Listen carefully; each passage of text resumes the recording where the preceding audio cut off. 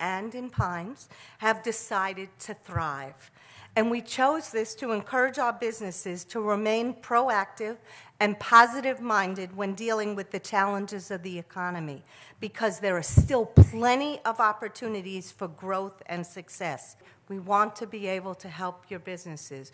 We understand that small businesses are the lifebloods of both of our communities, and that's why we partner so strongly with the Chamber also. We understand the connection between cities and the Chamber and small and largest businesses, and together we work and we could really make the difference. Thank you for being here. I certainly want to seriously say what a great Chamber of Commerce we have in our region, Pembroke Pines and Miramar. That's why the mayor and I, while we banter, are so actively involved in this chamber, because it works. Obviously, that is an example of today's turnout. It works. Thank you again for being here. It's a pleasure to be here in a city, great city of Miramar.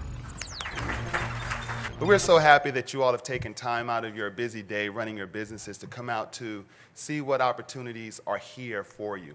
Our cities are so thrilled to show that we are committed to your success, because your success is our city's success. Ladies and gentlemen, you have done a great thing by choosing these communities to plant your businesses. So congratulations. We're in the midst of some great opportunities when it comes to international trade. Florida faces a once-in-a-generation opportunity to fundamentally transform its economy by becoming a global hub for trade, logistics, services, and export-oriented manufacturing activities. Ladies and gentlemen, we're sitting on a gold mine opportunity.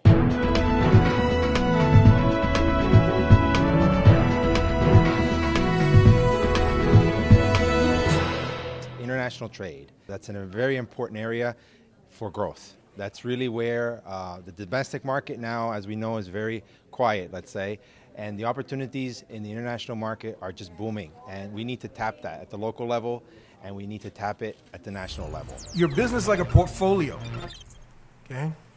And having all your eggs in one basket is not a good thing. So trade, we want you to think about it as part of the diversification of your market.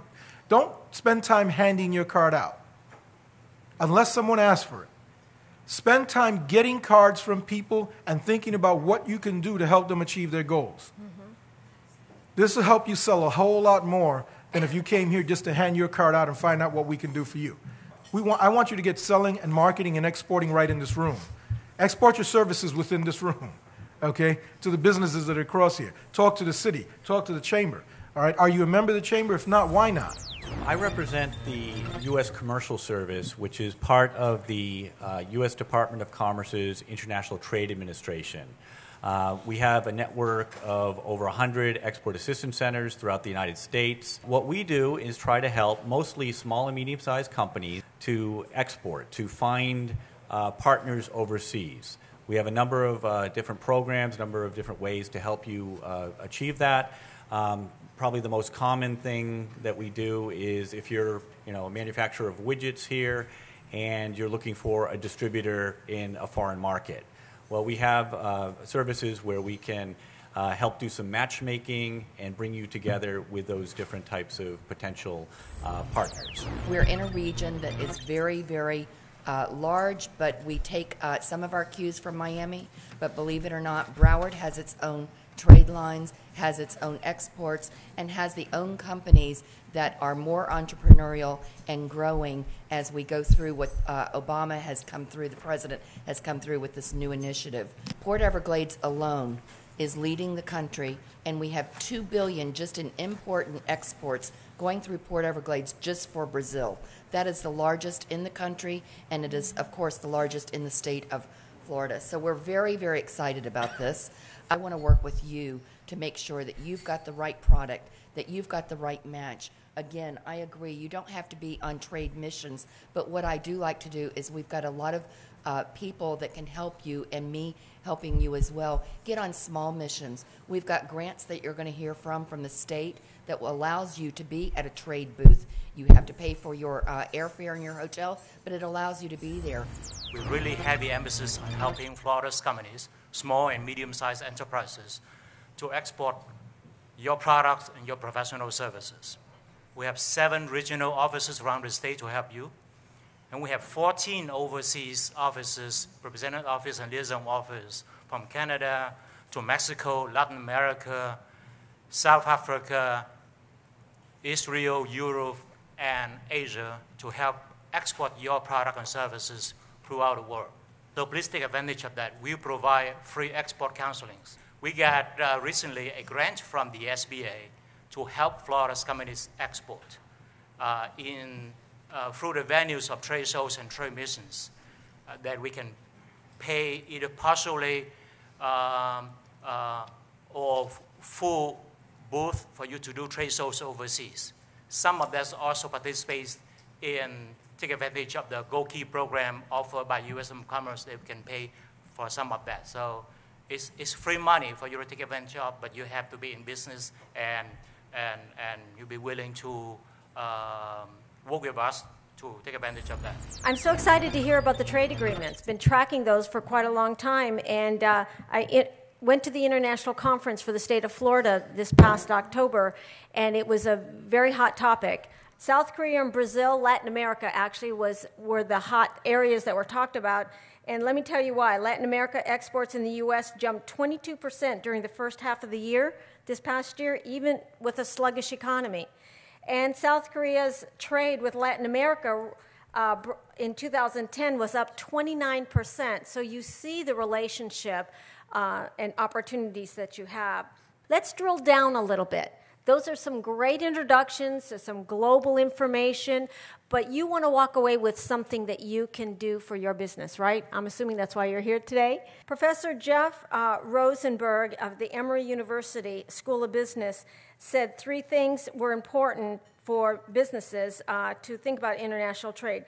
Think strategically about the global economic picture, identify which geographies to target, and prioritize the best global opportunities for your business. How would a business walk away today to drill down into those 3 priorities of getting prepared for international trade? Keep your eyes open. You heard the networking. Look and talk to people. Don't be so worried about your business cards so much in the beginning, but start looking at all the ideas around you. Start putting on your thinking caps and start thinking about what it is right next door to you that you may be able to do. Anybody know the word for business in Spanish? Negocio, right? It sounds just like the word negotiate in English. That's why I love the word in Spanish. I prefer the word in Spanish. You know that before you can do business, you must develop a relationship. What relationships do I already have? Familial, cultural, through chamber, business, professional. There's only 4 things that I've figured out that you can do in a business. Very simple. You either help people save time, you help them save money, you decrease their pain or increase their pleasure. That's it, baby. And if you don't know what your business does in one of those 4, don't think about trade yet. From there, everything goes. Then you pick the market, and then from there, you have the relationship. Now you're using your experts here at the table. Now they're putting you in contact with legitimate people on the other end. You have a roadmap now, okay? You have something that you can do, and you can plan it out how long it'll take you to do, and then it's up to you. You might want to do a draft of a business plan, maybe a 5-10 pages that we can help you and work with you to work on that, because you need to know where you come from, where you are today, what are your resources, and where you want to be 3 to 5 years from now, and how to get there. We can help you with that. I've been doing this for 20 years, ladies and gentlemen. I talked to a lot of companies in all different products and services. It is a global economy. If you have a website, you open your doors and windows to worldwide. Be prepared for yourself. I would say that most of us here are small businesses. We have to use our resource wisely.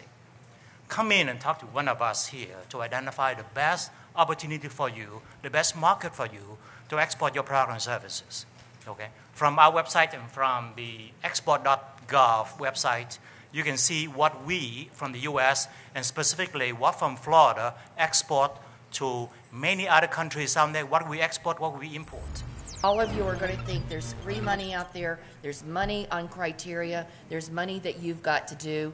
I can tell you probably 90% in this room right now do not qualify for a state incentive. Not at all. So when we're talking about incentives, think out of the box. Think about things that John Diep's office is doing. Think about what the Commerce Department is doing. Think about what the county is doing as far as helping the cities and looking at ways that we can envision you getting a little bit of help. It's always been your own money when you start. That's it. It's always been your own money when you start. Now, it was easier at some points throughout our history, okay? 5 years ago, 9 years ago, so on and so forth, because we go up and down.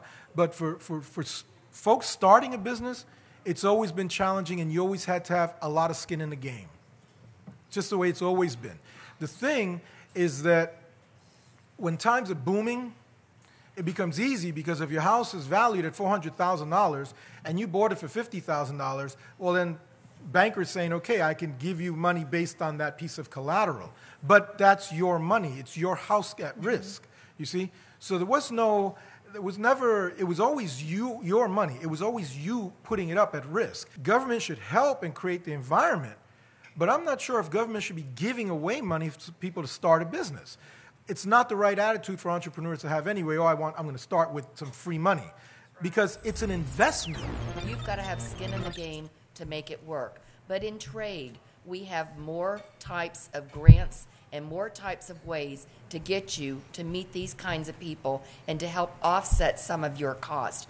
Yep. So all these things are extremely important. And when you're looking at, again, how you're going to grow that business, look at that scorecard. Look and see what's happening. Every bit of the Innovative and Economic Development Caucus right now is about trade. It's about how do we become a hub. It's about how do we help you. You need investment to get the company in here so they can sell the product later on or to grow in the product. But every one of you are entrepreneurial and you're exporters in your own right. We are investors. We have chosen to invest in small business as opposed to something else. And we're talking about trade as a part of our strategic expansion, a part of our portfolio, okay? When we think of our business in terms of market. So we're selling here, but we have to deal with reality now. And the reality now is the economy is like it is now, and it's going to be like this for a little while. But I'm going to tell you something. If you made it here and you raised your hand and you had a business and you haven't gone out of business in the last 3 years, you're a survivor, okay? You've already kicked butt. You don't have anything to worry about. Focus on growth. You already know how to survive. Get out of survival mode. Get into growth mode. Thank you, ladies and gentlemen. Thank you, Mr. Mayor, Madam Mayor, and cities.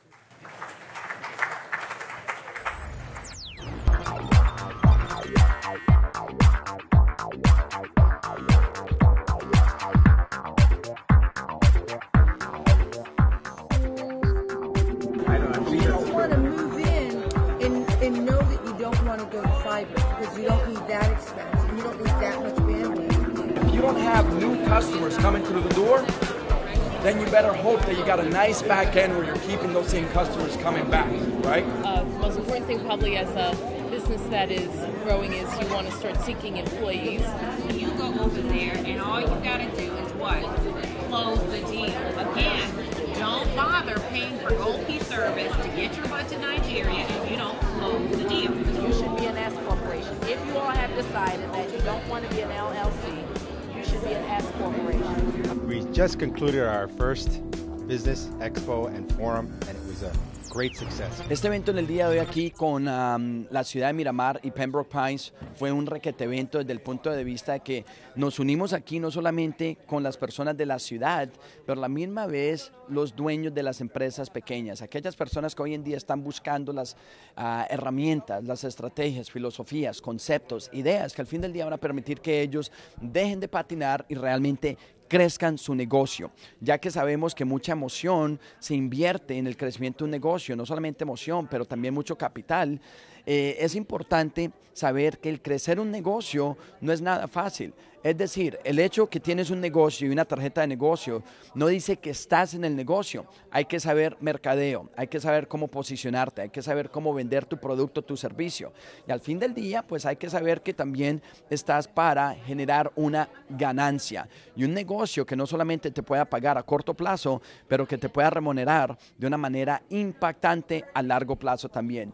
Entonces, pues para mí fue un gran regalo, una gran delicia estar aquí con ustedes como experto en el área de lo que es crecimiento de empresas, el estar aquí y dar de mis conocimientos para que ustedes sean 100% mejor, no hay nada mejor que eso. Gracias. Je suis venu ici à la recherche d'une compagnie de sondage parce que c'est un marché qui se développe beaucoup en Haïti et je suis très satisfait de cette journée. J'ai pu entrer en contact avec plusieurs personnes, plusieurs compagnies très intéressantes et je pense que ça a été très utile de venir aujourd'hui. The large Fortune 500 companies are buying goods and services, and they're buying them from somewhere. So the challenge is letting those companies know who their neighbors are and what goods and services that they can provide. Because more than likely, not only can our local Miramar businesses provide those services, but they can provide them better, quicker, with more personal touch, and be more responsive for them. It'll help those large businesses meet their goals, and it'll help our small businesses not only sustain their operations, but also grow their operations. So our next step is to get these businesses together so they can interface and learn more about each other, working with our Chamber of Commerce and getting them more engaged with our commerce and synergizing all of our efforts so that we can grow and expand our economic reach.